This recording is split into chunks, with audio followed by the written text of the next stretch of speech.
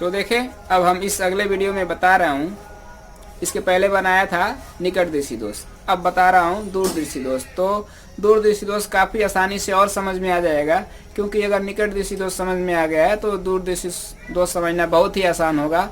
तो देखें, पहले इसकी परिभाषा देख लेते हैं, उसके बाद इसको देखते हैं, इसका डायग्राम वगैरह।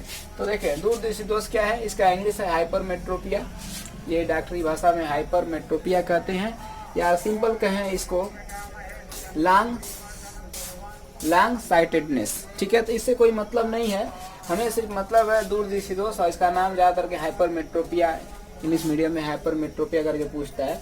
तो दूरदर्शी दोष क्या है, नेत्र में इस दोष के उत्पन्न होने, नेत्र में या दोष उत्पन्न होता है या डिफेक्ट उत्पन्न होता है तो दूर की वस्तुएं स्पष्ट दिखाई देती हैं। ध्यान दीजिएगा, दूरदर्शी दोष है तो दूर का ही स्पष्ट दिखाई देगा, स्पष्ट दिखाई देती है, परंतु निकट की वस्तुएं स्पष्ट नहीं दिखाई देती, क्योंकि इस दोष के होने पर नेत्र का दूर बिंदु एवं निकट बिंदु पहले की अपेक्षा अधिक दूरी पर चला जाता है।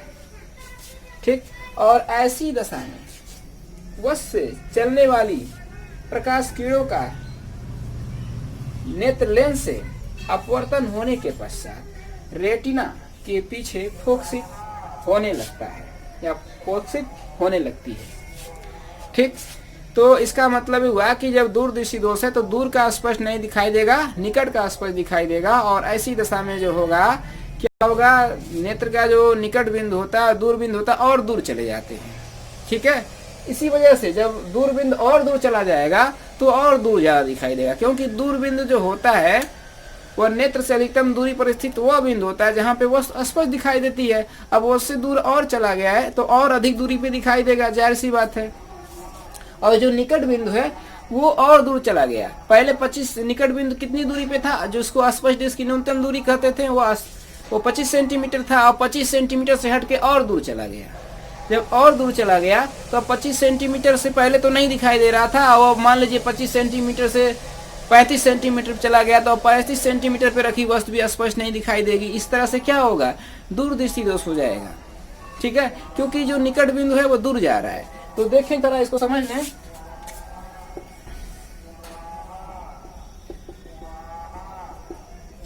देखिए स्पर्श नेत्र का जो है दूर बिंदु है तो ये 25 सेंटीमीटर, सॉरी निकट बिंदु है तो 25 सेंटीमीटर पे है, स्पर्श जिसकी जिसे न्यूनतम दूरी कहते हैं। ये और दूर चला गया, एनपी डैश मान लीजिए 35 पे आ गया, 30 पे आ गया, 30 सेंटीमीटर पे आ गया। तो पहले 25 से पहले नहीं दिखाई दे रहा था, यहाँ नहीं दिखाई दे रहा था जब नेत्र स्वस्थ था। अब ये और दूर चला गया, 35 पे आ गया, तो 35 से पहले नहीं दिखाई दे रहा है।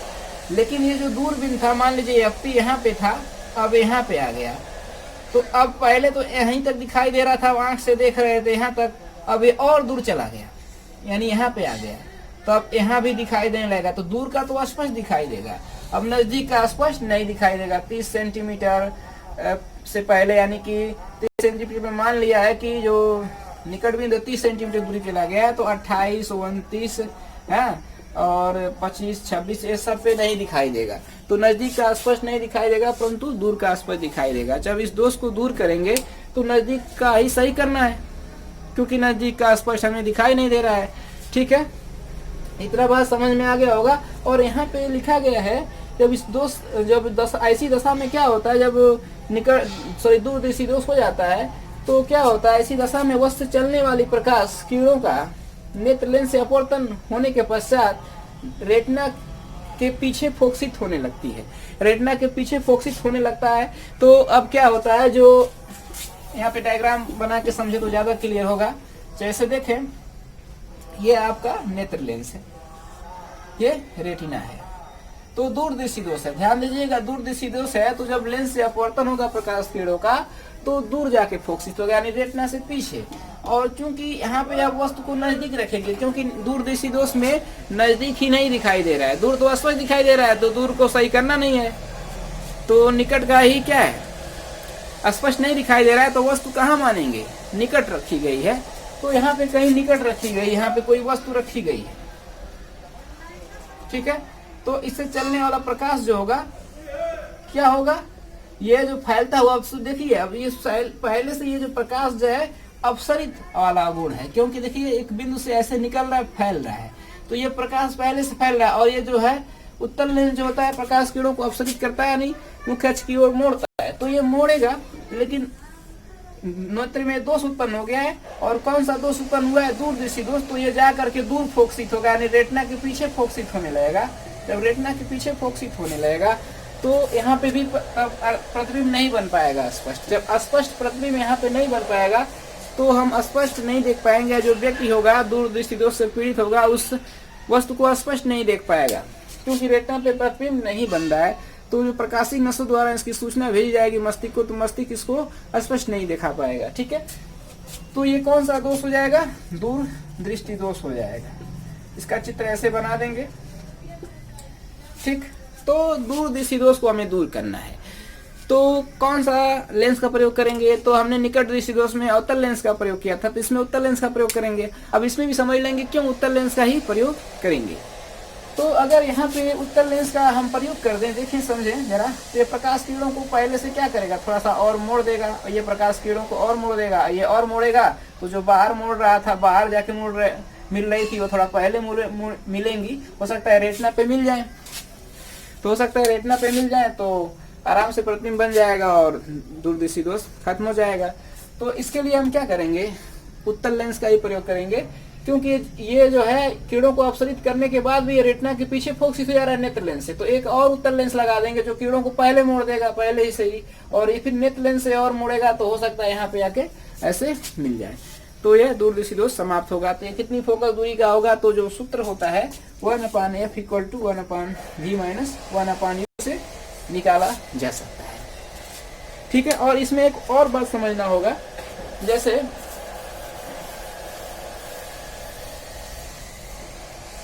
देखिए ये नेत्र है और ये नेत्र का ये निकट बिंदु है। जब नेत्र स्वस्थ था, अस्वस्थ हो गया यानी नेत्र खराब हो गया, इसमें डिफेक्ट आ गए, तो ये और दूर चला जाएगा NP'। ये स्वस्थ नेत्र का दूरबीन था, लेकिन क्या हुआ? नेत्र अस्वस्थ हो गया, मतलब बेकार खराब हो गया। तो क्या होगा? ये जो होगा FP' यानी दूरबीन और दूर चला जाएगा। तो अब यहाँ पे रखी वस्तु जो होगी उसे स्पष्ट दिखाई देने लगेगी कि नहीं देने लगेगी, ये जानिए आप। तो देखें कैसे जानेंगे? क्योंकि निकट बिंदु जो होता है उससे नजदीक और स्पष्ट नहीं दिखाई देता है। तो अब यहाँ पे रखी वस्तु स्पष्ट नहीं दिखाई देगी, क्योंकि जो नेत्र का जो निकट बिंदु है थोड़ा सा दूर चला गया है, तो निकट बिंदु से पहले नहीं दिखाई देता है, लेकिन निकट बिंदु पे और निकट बिंदु के बाद दिखाई देता है। तो देखें, अगर यहाँ पे नहीं देख पाएगा, लेकिन इसका प्रतिबिंब कहाँ बना दिया जाए? यहाँ पे बना दिया जाए, दोषयुक्त नेत्र के निकट बिंदु पे बना दिया जाए, यानी निकट वस्तु का प्रतिबिंब दोषयुक्त नेत्र के निकट बिंदु पे बना दिया जाए। या ऐसे कह सकते हैं, निकट बिंदु पर रखी हुई वस्तु का प्रतिबिंब दोषयुक्त नेत्र के निकट बिंदु पे बना दिया जाए, तो वस्तु स्पष्ट दिखाई देगी।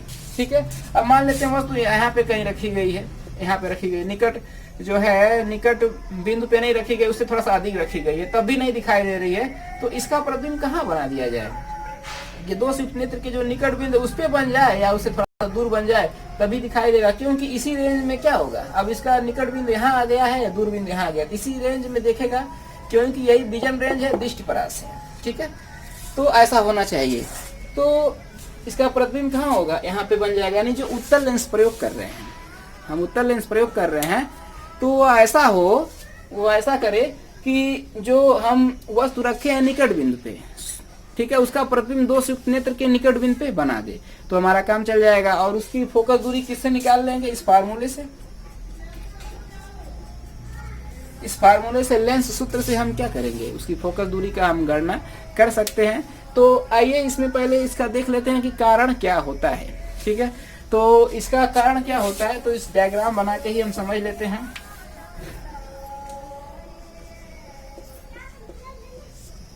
कारण, जब ये दोष उत्पन्न होता है, ये निकट बिंदु पे रखी कोई वस्तु है, चाहे निकट बिंदु के पास ही रखी कोई वस्तु है, तो ये दोष उत्पन्न होता है, तो ये रेटिना के बाद फोकसित होने लगता है। ठीक है, तो मान लेते हैं अब ये दोष उत्पन्न हुआ है, तो कई कारण हो सकते हैं, कई कारण नहीं, दो ही कारण हो सकते हैं।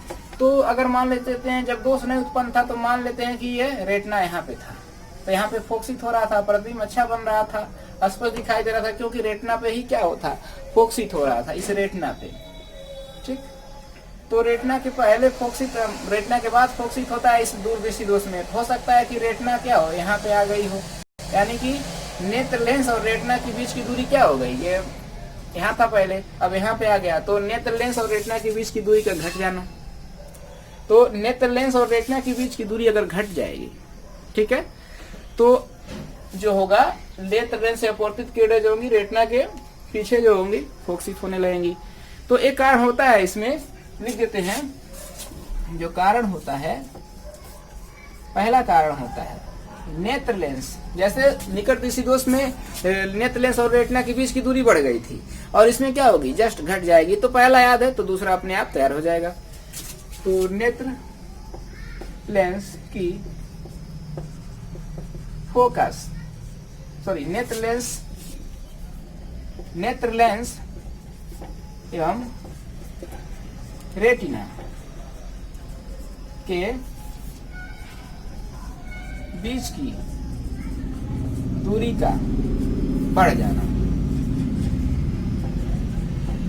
ठीक, तो नेत्र लेंस और रेटिना के बीच की दूरी का बढ़ जाना, ये आपको समझ में आ गया होगा। अब दूसरा कारण क्या हो सकता है, डायग्राम बना के ही समझते जाना है, कोई दिक्कत नहीं। तो इस तरह से ये नेत्र लेंस है, या रेटिना है, यहाँ पे कोई वस्तु रखी गई है, नेत्र स्वस्थ है, तो यहाँ पे आके फोकसित होगा। लेकिन नेत्र अब मान लेते अस्वस्थ है, नेत्र में यह दोष उत्पन्न हो गया, तो ये रेटिना के बाद फोकसित होने लगेगा, रेटिना के पीछे फोकसित होने लगेगा। तो हम क्या कहते थे कि हम नेत्र लेंस और रेटिना के जो बीच की दूरी होती है उसको हम फोकस दूरी कहते थे। ठीक है, तो अगर यहाँ फोकसित हो रहा है तो रेटिना यहाँ आ गया, तो फोकस दूरी क्या हो गई, बढ़ गई। तो फोकस दूरी बढ़ गई, तो जैसे उसमें लिखे थे निकट दृष्टि दोष में फोकस दूरी का घट जाना एक कारण था, तो इसमें दूसरा कारण क्या होगा, फोकस दूरी का बढ़ जाना। ठीक है, तो दूसरा कारण होगा नेत्र लेंस एवं रेटिना के बीच की फोकस दूरी बढ़ जाना, यानी कह सकते हैं नेत्र लेंस की फोकस दूरी का बढ़ जाना। इसमें दूसरा कारण होगा नेत्र लेंस की फोकस दूरी का बढ़ जाना। तो लिख देंगे नेत्र लेंस की फोकस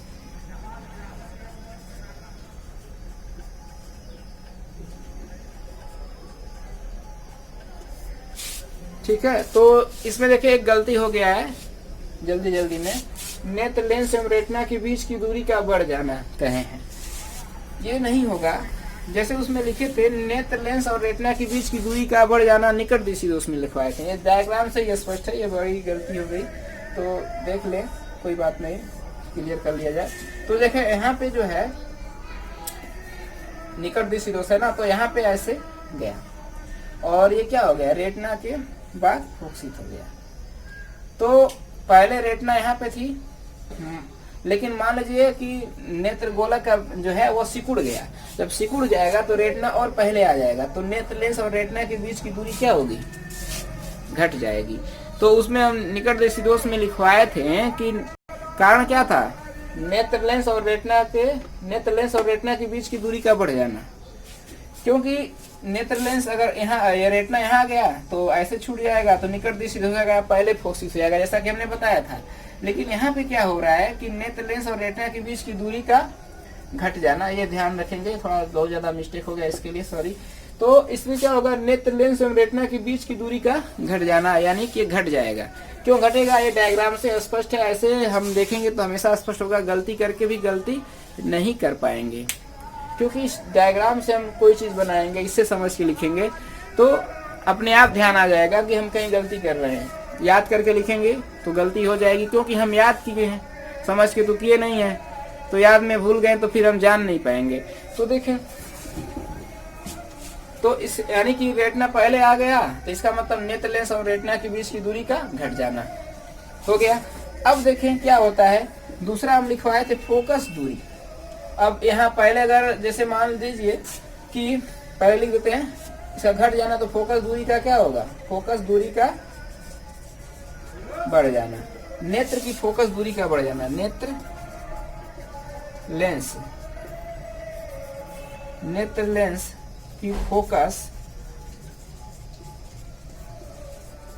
दूरी का ये घट जाना है तो ये हो जाएगा बढ़ जाना। अब हम जानते हैं कि जो होता है क्या होता है कि नेत्र लेंस और रेटिना के जो बीच की दूरी होती है वो फोकस दूरी होती है। तो जहां पे अब यहाँ से क्या हुआ, यहाँ पे जाके फोकसित हो गया, यहाँ पे फोकसित हो गया है ये। तो जब यहाँ पे फोकसित हो गया है तो यहाँ तक अब नेत्र जहाँ पे फोकसित होता है यहाँ फोकस अगर माना जाए तो यही क्या होगी, इसकी फोकस दूरी होगी। नेत्र लेंस से और जहाँ फोकस हुआ वहां तक की दूरी जो होगी फोकस दूरी होगी। तो फोकस दूरी यहाँ पे देख रहे हैं बढ़ गई। तो एक कारण हो सकता है कि इसकी फोकस दूरी क्या हो, बढ़ जाए। ठीक है, तो दो कारण हो गए, नेत्र लेंस और रेटिना के बीच की दूरी घट गई, यानी कि नेत्र गोलक का व्यास सिकुड़ गया। यानी कि ऐसे था ये जो गोला था ना, नेत्र ऐसे ही होगा, ऐसे था और ये सिकुड़ गया। जब सिकुड़ गया तो ये यहाँ आ गया तो इनके बीच की दूरी घट गई, यानी नेत्र लेंस और रेटिना के बीच की दूरी घट गई।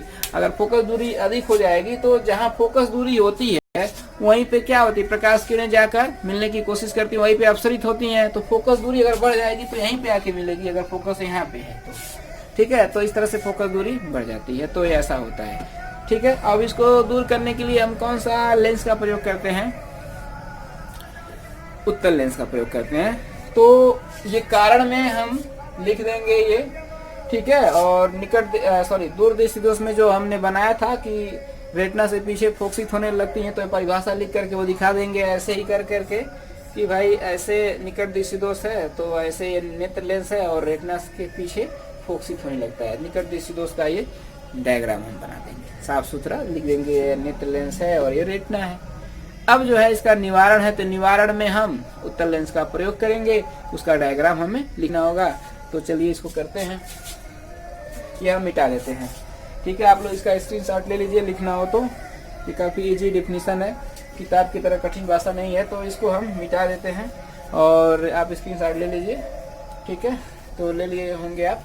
तो इसको हम क्या करें, हम मिटा देते हैं।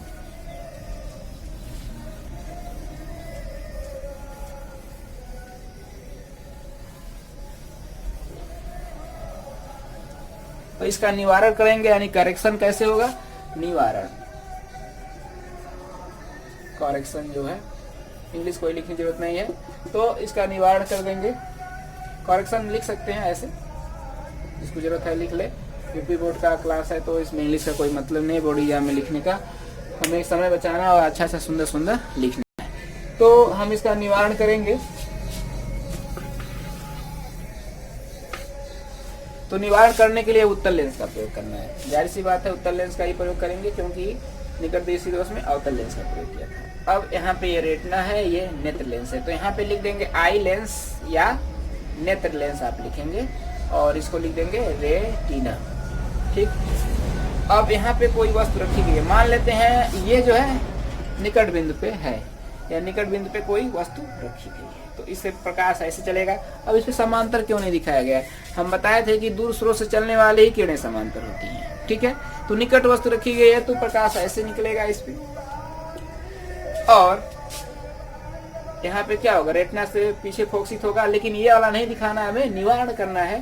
तो यह इसके पहले क्या और लगाएंगे, एक उत्तल लेंस और लगा देंगे इसके पहले, क्योंकि निकट दूरदृष्टि दोष है, दूरदृष्टि दोष में उत्तल लेंस का प्रयोग होता है।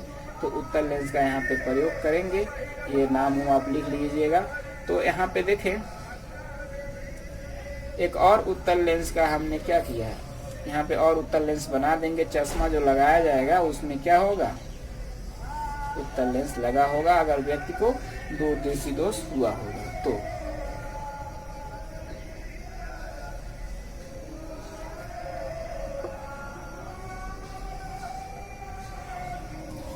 ठीक है, ये इस तरह से आप बनाएंगे। इसको थोड़ा सा डायग्राम थोड़ा इत्मीनान से बनाइएगा, इससे बनाने में थोड़ा सा दिक्कत होती है।